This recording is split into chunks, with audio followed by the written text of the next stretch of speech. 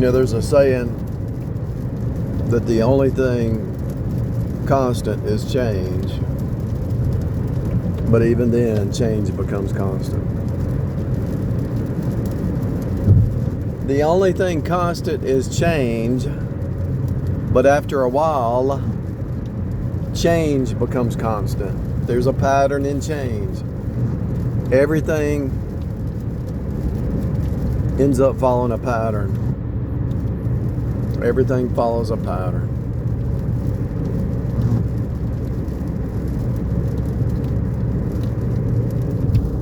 The only thing constant is change, but eventually, after enough changes, you start to see a constant pattern in change.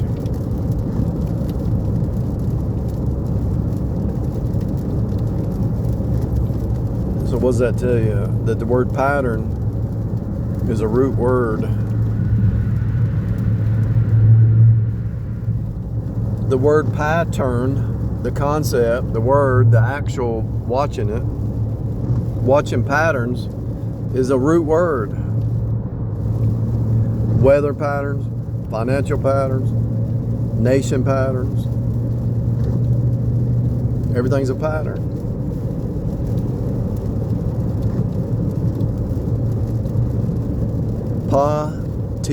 Turn.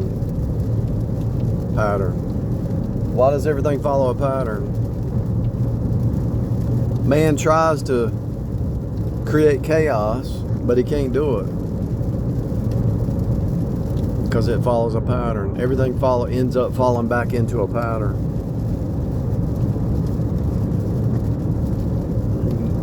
Even if you tried to build this road without a pattern would emerge. And if you think about it, this road has to have patterns, otherwise people couldn't function. The fence, the lights, the dashes, you expect these dashes to be in a certain pattern. It all follows a pattern, people. Investing, etc., etc. Everything follows a pattern. The trend. I'm actually getting ready to change my investment style. You got to look for companies that have a pattern over a long period of time. They learn to adapt, Whether it's companies, ETFs, whatever it is, there's a pattern. There's always a pattern. To break the pattern is the secret. If you can crack the code, in other words, not break the pattern, but figure out what the pattern is. If you can crack the code and see what the pattern is, that's the secret. I guess one reason people don't like the decode stuff is because they don't believe this is all a pattern. The script. Look. You can read the book of Ephesians and already know what the book of Colossians is going to be about without even reading the book of Colossians. Or you can read the book of Colossians and you already know what the book of Ephesians is about without even reading it. Now the ideal thing is read every book in the New Testament and compare line upon line, precept upon precept. You take all the pieces to see the whole. So when you rightly divide the word of truth, the Bible, you take all the pieces to see the whole. A carpenter one time told me, he says, it took me a long time. He said, but doing carpentry work, after a while, I started to see the whole. Once I did enough of you put the floor in, you put the walls in, you put the windows in, you put the door in, you put the roof on. He said, then it all tied together. Well, if he would have just read some books about how building, if he'd went to the library, it wouldn't have took him 20 years to see that, because it all fits together and it's all a pattern. Now, you can change the pattern, but even if you change it, a new pattern arises. The pattern holds. Whatever the pattern is, it's going to hold. Investing, credit report, health. If you look at people, if you can watch people who are healthy and follow that pattern, and you can watch people who are not healthy and don't follow that pattern, because they all follow the same pattern. There's always there's always situations that arise that out of people's control. I understand that. But for the most part, if you follow the patterns that healthy people follow, you're going to be healthy.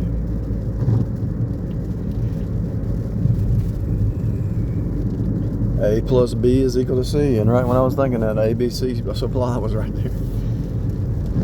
That's funny.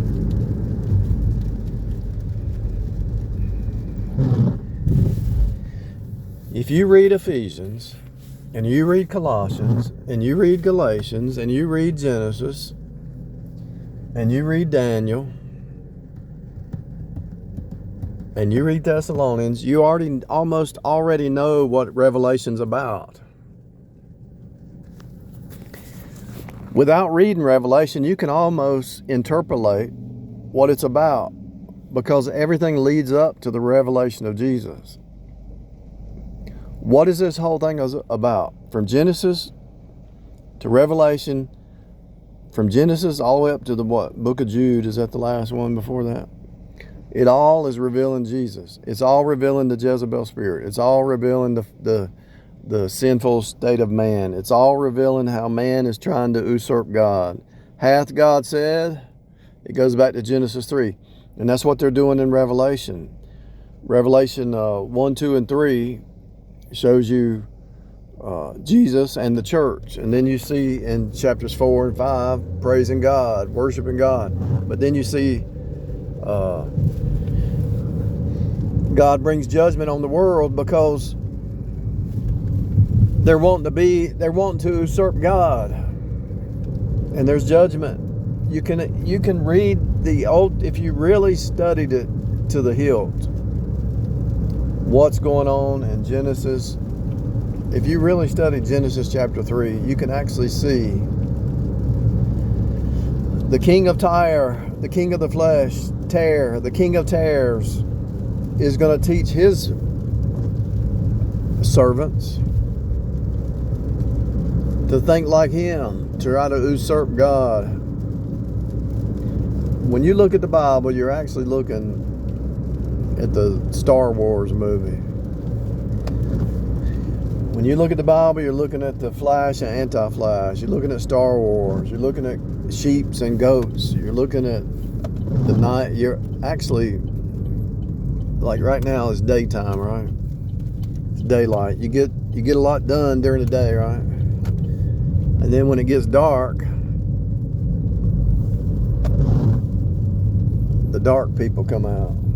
The dark side.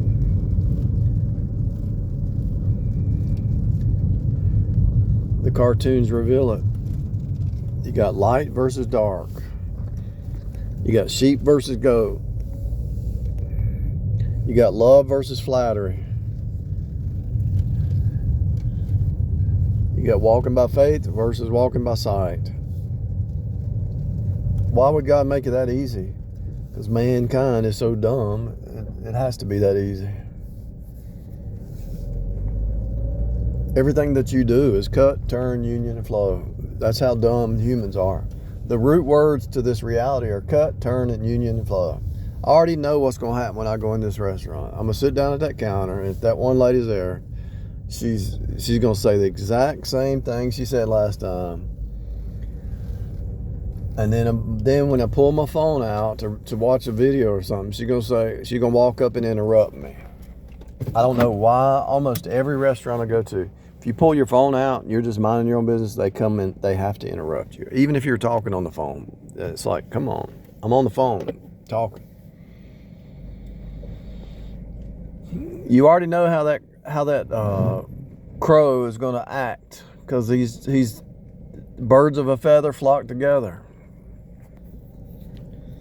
When my grandmother told me that, That changed everything.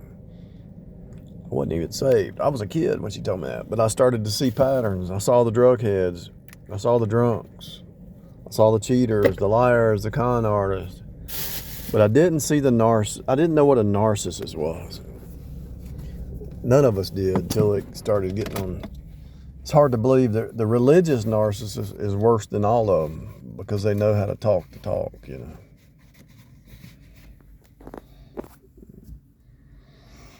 It would be nice if two people were married, knowing that they got things to work on, and if one was saying something, the other one would say, if the man was acting narcissistic, she could say, well, you're being narcissistic right now. Can't you see it? Oh, yeah, I didn't even catch that. Appreciate you telling me because I don't want to be that. And if the one was doing some kind of Jezebel spirit thing, say, well, you know, what's the motive behind what you're doing there? Oh, yeah. You know, you got to look for the motive behind why you're doing things. Back to what I was going to say, though. The only thing constant is change, but eventually change becomes constant. And it just went out of my mind again. It's so important. What was I talking about? Introspective. Being self-aware. Okay, yeah. So that's what I was going to talk about. Being self-aware. So check this out.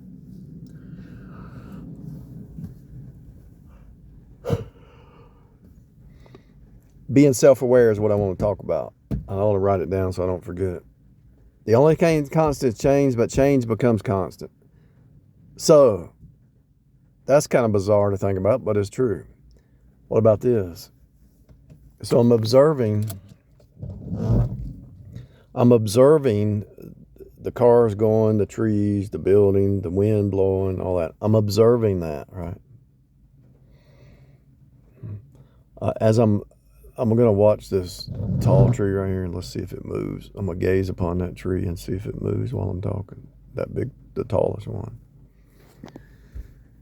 Starts moving because it ain't moving right. So I'm watching, I'm aware of the objects in front of me, but I'm also aware of my own thoughts. And I'm also aware of my own words. Now, let's take it a step further. Okay? So let's say this is my hand. I mean, say that that's me. The hand is me, and I'm just observing everything, looking around. Now, step back. Now, instead of the hand being me, awareness. The hand is awareness, right? Now the awareness is the phone. So the hand is the awareness, looking at all the objects. Now the phone is me watching myself being aware. So I'm aware of everything in front of me. Go back. Now who is this? Now I'm aware of being aware. Who is this? Where's this from?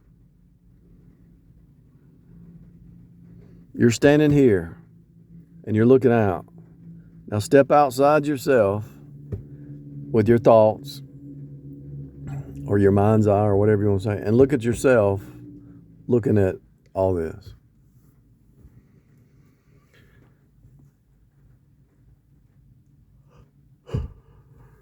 Most people can't remember what they said yesterday. They can't remember what they thought yesterday. And that is what's blocking them from the introspection. If you can't remember what you said yesterday and what you thought yesterday, when the universe, God, His creation, gives you a feedback loop, you can't remember what you said and why you're getting that response. And the reason it's a 24-hour loop is because the storyline repeats because you're being changed and turned. The reason it's such a loop, that the reflections happen based on the inside, the reason it's such a short loop is because it's a feedback loop to teach you, okay? God is working on your heart, right? So let's say somebody's walking down there, a different race, and you were racist and you were mad at races. You in your heart, you had bitterness for some race somewhere. And then the next day, something happens where somebody says that's what you are, or you see it in them, and you're watching them treat somebody else that way. My point is, the feedback loop is to get your heart right, to tune. The daily storyline that repeats is to tune your heart. You're being tuned. The cartoon land cycle repeat is doing something higher than cartoon land. It's a spiritual. God is tuning your heart, which is serious business. This is cartoon, but it's painful, but God is tuning your heart. So the feedback loop, if you remember what you said yesterday, what you thought yesterday, it'll kind of help you. Oh yeah. And one of the biggest feedback loop is reading the Bible, and that feedback loop shows you your sin. So everything is from the Word, the Logos, Jesus, even the Bible. So everything is from Him, through Him, and to Him. So even this 3D experience is no different than the Bible fine-tuning you. You just have to be able to see it. But if you're not aware of your inner man, you can't see it.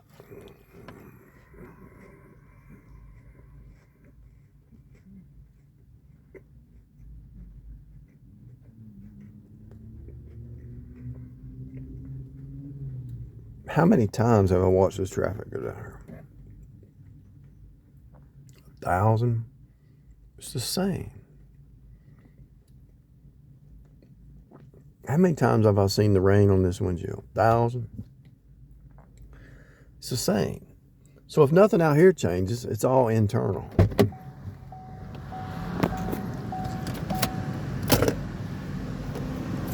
How many times I have to go in here and see the same questions to realize I'm in a time loop? And the more you become aware, the time loop is not just daily, but the time loop is moment by moment. As you become more aware of everything around you, you'll see that each step is a loop. Every time you take a step, it's the time loop.